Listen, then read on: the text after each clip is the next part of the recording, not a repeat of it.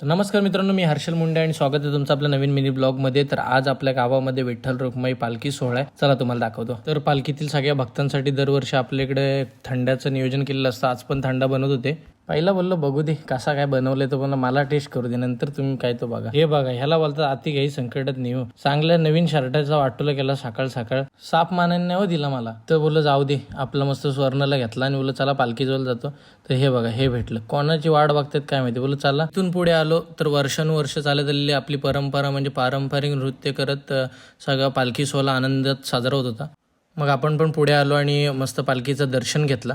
तर हा बघा, मी व्हिडिओ काढतो तरी माहिती आहे, तरी हा कुठल्या तंद्रीत कुठं बघते काय माहिती. तर यांना बोललो आपल्या ब्लॉगमध्ये काहीतरी बोला. तर तितक्यात हा बघा, हा बोलते झाले मला जा. मग बोललो तर तितक्यात हा बघा, शिवम बोलते लाईक करा. बोललो थँक्यू. तर अक्षय तिकडून आला. मग काय वाटतं, फक्त हात दाखवते. बोल जाऊ दे चल. तितक्यात प्रसादी आली. हा बाबे हो, प्रसादी घेऊन आला. बोला अरे दे हां दिली. नशीब. थँक्यू बोललो त्याला. बघावं तेव्हा काही दुकानात नाही, आज पालखी आहे तर दुकानात आलाय, काय करू याचा. मग मी पण रोहात गेलो आणि ऋषीदाला बोललो जरा बघ, जरा चिकना बनवून टाक आपल्याला. बघा कसा आता ओके दिसते तुमचा भाव. तर हा बघा, हा कसा बघते माझ्याकडे.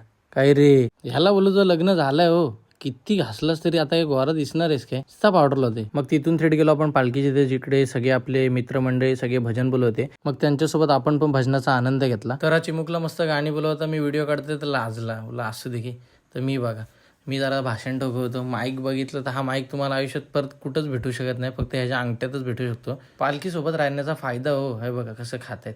प्रसादीसाठी मस्त वेफर्स आले होते, ते सुद्धा आम्ही खाऊन घेतले. तरी चिमुकली बघा, काल 1 वर्ष झालं हिला, पण कशा टिचक्यावरून एका एकाला घाबरवते बघा. तर हे बोलतात भाई वुमनची फायनलची मॅच चालू झाली, हे मॅच बघत होते. मग मला पण आला राग. आपला दादा गेलेला स्टेडियमला, त्याला बोललो व्हिडिओ कॉल आणि मला डायरेक्ट लाईव्ह मॅच दाखव. इतक्यात पाऊस आला. तर हा बघा, मी बघितलंच नाही हा काय पार्टी करते. तो पाऊस आला म्हणून काय झाला, भर पावसामध्ये पालखी घेतली आणि मग आम्ही पुढे आलो आणि मग काय पाऊस थांबायचं नाव घेत नव्हता. बोललो जरा मस्त गरम गरम वडापाव खाल्ले. मग पुढे आलो तर हा जल्लोष सगळा चालू होता.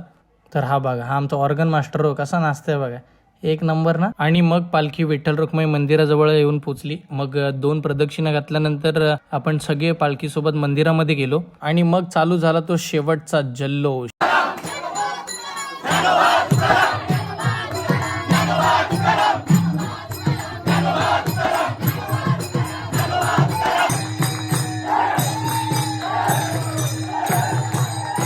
आणि मग आरती झाली.